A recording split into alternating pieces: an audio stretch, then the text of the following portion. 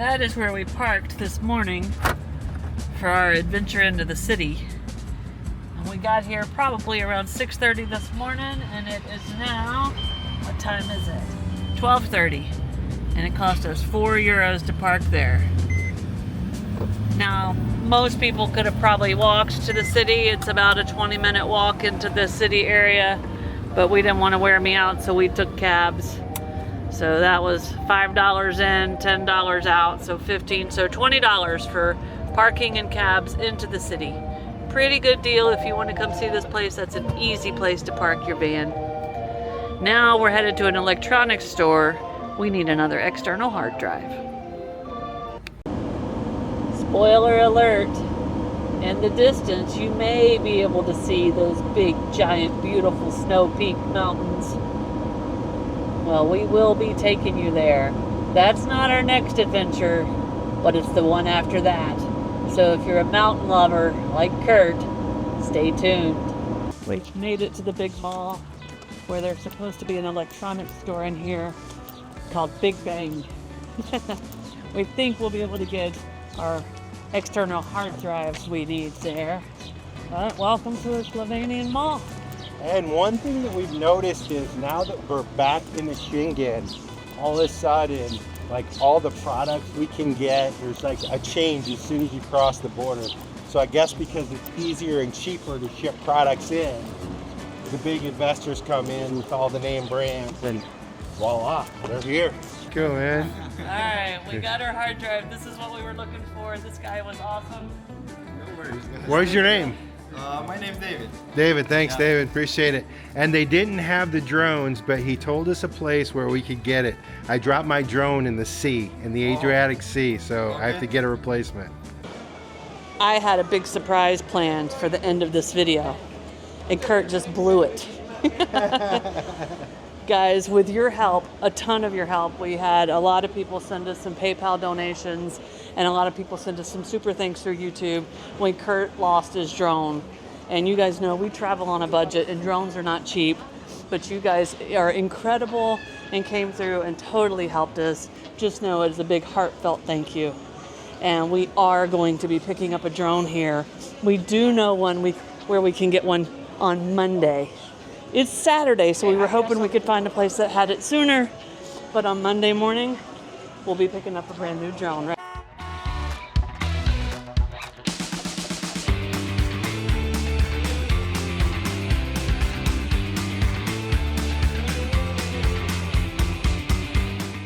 This is a camper park about 10 minutes outside of the capital city. We decided to hunker down here until the drone store opens on Monday. But what we did not expect is a flash mob market to appear across the street. When we rolled in here yesterday, there was nothing but campers and grass. And then this morning, we literally got invaded by cars coming to the parking lot. So I'm gonna walk over here and see what's going on at this market, because there are a lot of people here.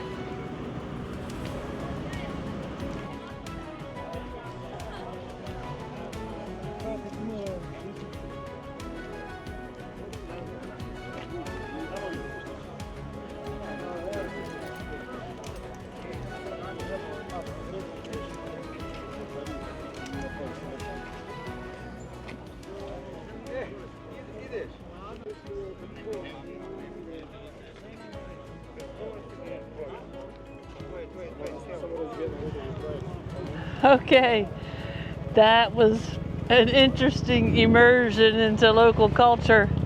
It was a mix of new things, old things, tools, computers, clothes, socks, fruits and vegetables, food. They had a lamb food truck, a chicken food truck, an ice cream stand. Definitely a family affair. All ages, shapes, sizes. So, flash mob flea market right next to our campsite. So we're taking advantage of today, it's a Sunday, to do some editing, and we are super stoked. to go get our drone in the morning. But what a nice little surprise. Get me out of the van for a minute, do a little walking, keep my heart pumping. But now, back to the van. The big moment has arrived. And we just want to give, again, a special thanks to all you who've contributed. I think the drone's going to cost, well, probably about $1,600 or $1,700 in total. And I think from donations and generous offerings from you guys, I think we've probably gotten close to $1,000. So we really, really appreciate that. And we hope you guys appreciate the content you're going to get from it. And look, guys, they got the Mavic Air 3, $1,559. Pricey, but we need it. Woo! If it's not one thing, it's another. We just picked up the new drone, but today, when we pulled out of our camp spot, we noticed there was a little spot of oil underneath the van. And when we back up, I always kind of monitor that type of thing. And well, I got into the van, it looks like we might have a little oil leak or a little drip. So it's kind of a scary situation, because you know this van is kind of our everything. It's our car, it's our home, and well, we're gonna see what's up. We're on the way to the shop right now. Fingers crossed it's not anything major. They're gonna send somebody around here to just take a look to see if they can assess it. Nice. Him and Curt are under the van. Y'all keep your fingers crossed. We will clean it, this pussy. You drive one day, then you see if this is the oil. Well, Alright, break it down. good news, bad news. Good news is it's not engine oil. Bad news is it's steering, Power steering power fluid. steering oil or fluid or whatever. So anyway, he cleaned it up. He said it doesn't look too bad. We're not sure. He said bring it back tomorrow and they'll check. They cleaned it up, so they'll check. And then it's kind of a problem, I guess. There's a shortage of these types of hoses around Europe, so he would have to have one made. Anyway, we come back tomorrow. Long story short, See if it's leaking or if it he just said needed I to be can check tightened. it. If it looks like it's clean, then don't worry about it. If it looks like it's leaking, bring it back here. And then I think he said, tell me if I heard this right, that it would take a few days, but that he would clear out for us to be able to park right there. I think he even said he'd roll out electricity for us. Yeah. So they did send us to the right place. This was the right Really place. cool people. And we've had such good luck with the people here in Slovenia. So I kind. mean, really, and I know we say that a lot. Maybe it sounds cliche from us, but no, Slovenia has really been a cut above. So Yeah. cheers to the people from Slovenia. I know a place where we can go and be alone. So come away with me, nobody has to know where we gonna go.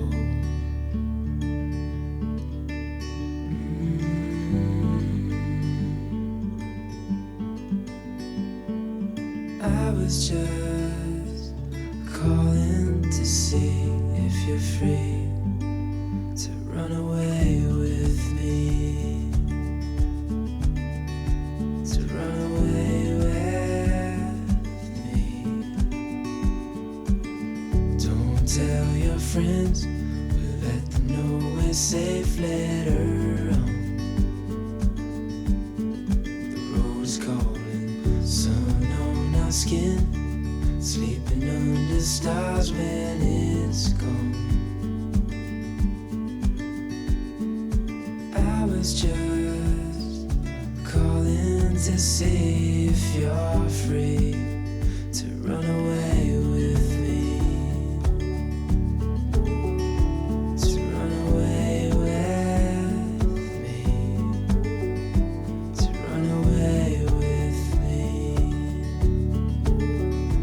to run away with me.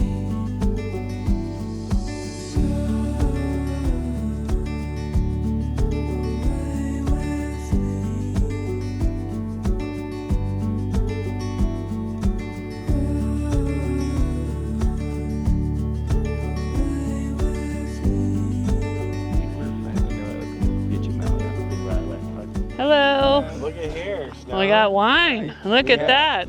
Here you go. It's a little bit of a welcome drink. Thank you. So what is your name again? My name is Matej. Matej. Yeah. And this is your place right here, and you just opened Yeah, we just opened last month.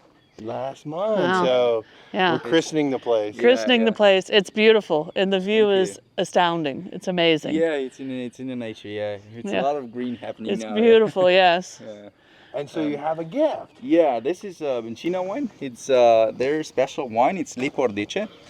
It's not rosé. It's not white wine. It's not red wine. It's something in between, and that's why it's special. So yeah, it's unique. You have to try it, and then you can tell me how you like it. Yeah, that's really kind. We will give that a try for sure. Perfect. Thank you very much. So when we were driving down the road, we saw the barn. What's the kind of the story? Because it's a unique style of the way they're constructed. This barn or down No, the road? On the ones that have the outside. Oh, this is typical Slovenian. It's kozolec. It's for the grass. Yeah. They put the grass. There were some logs. Like Yeah, this. Yeah. And then you put the grass over, and it starts to dry. You have to be dry, so they put it into the barn. So they have it for the winter.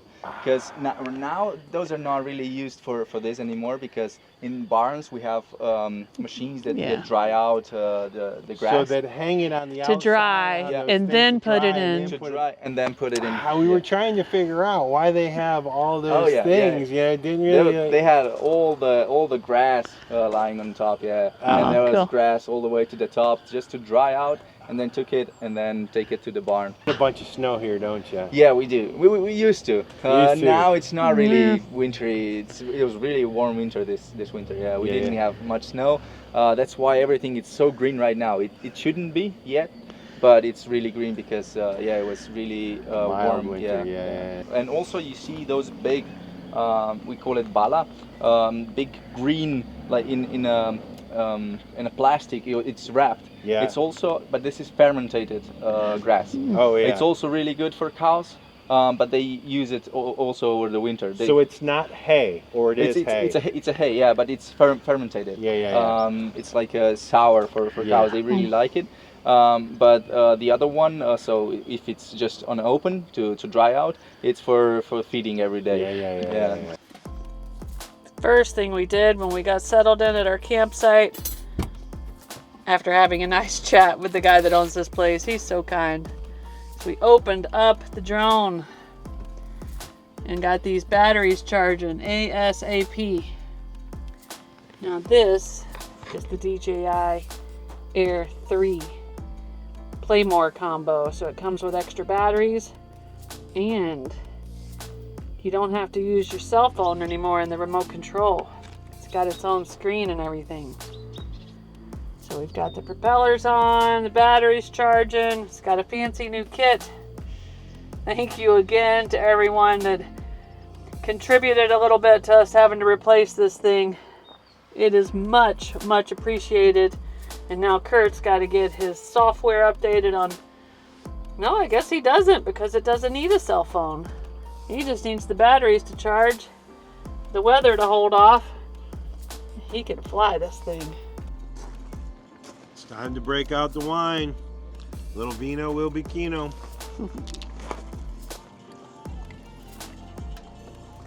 Little sunset view. It's been a gloomy day, so it's probably going to be a silver sunset. We just took an amazing drive through the Tuhinj Valley and arrived at an epic campsite. It's kind of a brand new campsite, so there weren't many reviews. But look at the view we have from our front yard. And the host that welcomed us was incredibly kind. But I want to take a minute and tell you about this beautiful valley we just drove through.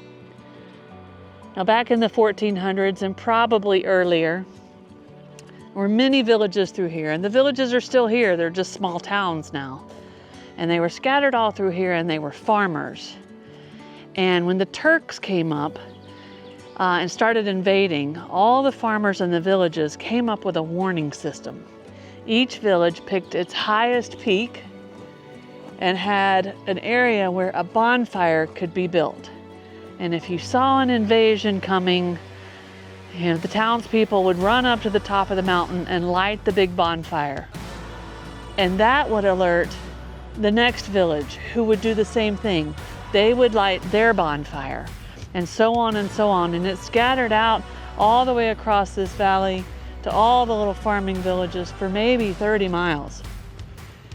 And in 1471, they had to put it to a test because the Turks invaded the westernmost village. And as they were coming, they ran up to the top of the hill and they lit the bonfire. And it did work. It scattered all through here. And what would happen is, because this area didn't have an army, it was a poor area with just farmers. And what the people would do when they saw the bonfires, they ran to the church. And it was usually fortified, and they would try to protect the walls, and they would pray. Sometimes it worked, sometimes it didn't. But when the Turks came, they did not stay long, because they found that there was really no wealth in the area. It was a poor area and there was nothing for them to gain. And it was very close to the Venetian Empire, so they had the fear of a counterattack from the Venetians. So it wasn't called Slovenia at this time, but this area at that time actually did not have to deal with a bunch of invasions, so they were very fortunate. But I loved the bonfire story and how it spread across like 30 miles from village to village to village, and how we can still drive through this area and see all the little beautiful towns that have been here since that time. And I gotta tell you, it is an absolutely stunning drive. And this campsite is fantastic. We are leaving the Go Life Center camp that is in this tiny little cute village called Golis, G-O-L-I-C-E, right out in the middle of this beautiful valley. We had an absolutely stunning view, a quiet, like a brand new campground, a beautiful place. And the guy was so incredibly kind and nice and gave us all kinds of tips about the places we're going next, which is gonna be off the charts, guys. We got about a 30-minute drive to our next destination. So we are here at Velika Planina. High plains of some sort. The high plains. This is where they bring the cattle and maybe the sheep up in the summertime to do the grazing. The grass is a little bit better up here. Unfortunately, the shepherds aren't going to be up here yet. It was $26 a piece for this lift ride that's going to take us way up to the top of this mountain on this flat plain. And then there's a couple chairlifts. So in the winter time, sometimes this is a little ski area as well. But there's some really cool villages up there, and well, we're gonna find out what's going on up there. Let's go. All right, we are off on the chairlift. The first step was the cable car. Which I learned is the longest cable car in Europe that doesn't have a pole in the middle. One straight stretch. For now, apparently they're building a new one somewhere that will be longer. Yeah, and this chairlift that we're on right now, they're saying is brand new, and it looks like this might even be the maiden voyage. So, not necessarily a great thing to be a guinea pig at, but let's show you guys some of the views from up here. So we are up in the clouds, and as you look around, we can see just glimmers through the clouds of the little white-capped mountains here, which are stunning when the clouds are not there. Hopefully they clear up and we get a little shot. But up here on the high plains, you can see sort of these little cool little cabins. I assume these are little ski chalets or what have you. But we're gonna continue to explore. Every once in a while, the sun just pokes out, and he's just done that. And it feels really good because it's a little bit chilly today, not super cold, but the sun definitely warms you up. And we've kind of come up through the ski resort area, and we are now entering more into what is considered the farmland and the pasture land. So we're gonna keep on walking. This is what is known as a planina. There are lots of planinas in Slovenia, Switzerland, Austria. It is a normal type thing. What's important about this one is it is so well preserved. All of the shepherds' huts and the lifestyle's actually lived up here in the summertime, and it is kind of become a tourist attraction because of that. Also the accessibility because of the ski lift. But a few things I've learned is the shepherds bring their cattle or their sheep, their herds, up here in the summertime. So we're a little early. We won't get to see the shepherds actually up here living. And they graze up here on the rich mountain grass for the summer. Now, while that's happening, down where we were this morning around our campsite, they're letting the grass grow because nothing's, grazing on it. And at the end of the summer, they cut it and they hang it on those cool barns so it dries. And when the shepherds take all their herds back down to where we were at this morning in that lower plains, lower valleys, they have grass that grew all summer. So it's a very good system that they have, and it's used all over the Alps region of Europe. Now, I heard that around 2014 or 2015, they had a huge shortage of shepherds. People were aging out of the shepherd system and no new people were coming in. So they did an international campaign and blasted the job as the dream summer job to live in the Alps. And they got 27,000 applications for shepherds. Wow. So some of those people just came for the summers. Some maybe chose to live this lifestyle forever. But I could see how watching a herd of sheep up here for the summer would be very relaxing and chill, and a pretty good summer job. But now we're going to walk on around this curve and give y'all a look at some of these shepherds' houses. And one thing you'll note about them is they are 100% built out of timber. The roof, the walls, the floors, everything is made with local timber, and that helps it hold up to the elements better. So we've made the walk on the path from the ski lift, and we've just come over this hill into the true plateau valley Planina area, and you can see all of the shepherds' houses. So now we're going to walk down there, see if we can get a better look at them. On our journey, to be honest with you, we have seen so many beautiful places. It kind of gets tough to compare, the beauty of one place to another.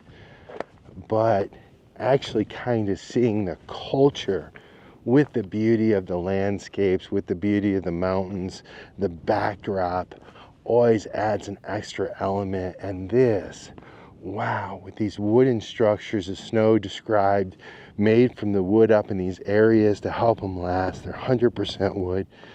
And then we have all this bright green pasture land and these big boulders just sticking up out of the ground.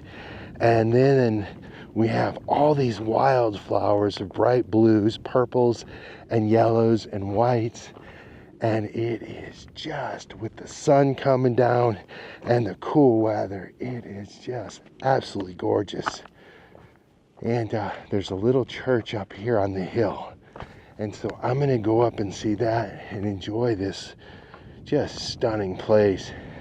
And, we'll see you at the church. I found a good spot. It's kind of like a rock recliner. Birds chirping everywhere. Such a peaceful place to chill. She's calling me like the rainbow. She's calling me like the rainbow. The rainbow.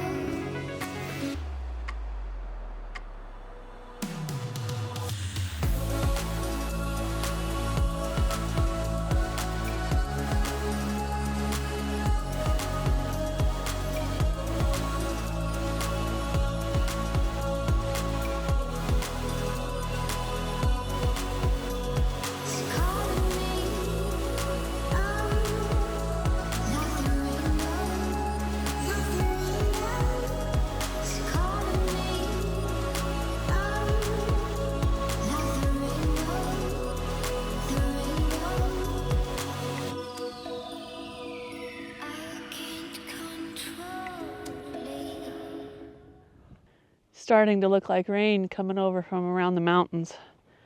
So I'm going to slowly start making my way back to a little restaurant there by the ski lift. Mainly because I have a couple of cameras and no way to protect them if it starts to rain. Curt has most of the cameras with him, And his camera backpack is waterproof. And I don't want to get wet just in case. So I'm going to start making the walk back to the restaurant. Here, I'll show you the creepy looking clouds that are coming in. Yeah, those could have rain in them, don't you think, guys? What a beautiful, peaceful place. I'm so glad we made the trip up here. So the more you walk around this plains area, the more you see these sinkholes, and you can see one right there. And as I turn to the left, this whole area is kind of sinkholes as well. And I think just from looking at them, what happens is, well, now they're a natural low spot, so all the water's gonna drain to there, the snow melt, everything is gonna find its path through there. Underground river, underground cave, wherever the water goes to escape, it takes sediment with it. And well, further proof that the land is alive. But we're almost back to the lodge. All right, I caught up with Snow at the lodge. We're gonna have a little snack. Looks like she already had a little apple strudel and coffee. A latte and a delicious apple strudel. And I'm gonna have a local beer. This one doesn't have a dragon on it, but it'll do. It's got a goat, so that'll do. It's close enough. So, you guys probably don't remember, but last time Snow had goulash, she was wearing that exact same shirt and she spilled sauce on it. And so it looks like she's washed it since then and got it clean. But she got goulash again. How is it, Snow? It's very good. It has a little bit different flavor than the goulash in Bosnia. Maybe you'll be able to tell better if you taste it, but maybe a little more vinegar. I actually like it a little bit better.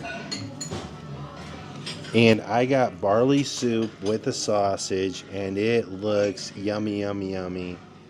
So we had a delicious bowl of goulash, and Curt had some sort of bean sausage soup, something. It looked delicious. Now we are headed to the ski lift. Woohoo! We are back on the chairlift going down. Stunning views, a great time. The food was hearty, tasty. Oh, yeah. Enjoyed it, warmed us up. It's a little chilly on this ski lift. Yeah, hands in the pockets. I should have probably put on my hat, but it's a short ride. And Snow is saying it's a little bit scary Spooky. when you see how far down it is going this way. But we're headed down to the chairlift and down to the van and back to the kiddies. First of all, I was pretty close. I may have even been right. It's the Kamnik Alps that we're headed into. But this morning when we left our camp, we were somewhere right in here in the Tuhinj Valley at that great campsite. We came here, we drove up along this river, and we are here. We just went up here. Curt took you on this tour. I hung out probably like right here somewhere. We just came back down. The van is parked right here. Soon we're heading up into these beautiful mountains. But first, we have to find somewhere to camp. And we don't need a campsite, so we're hoping we can find somewhere free, or at least very close to free, very close by. So we're gonna get in the van, pull out our trusty apps, and see what we can find.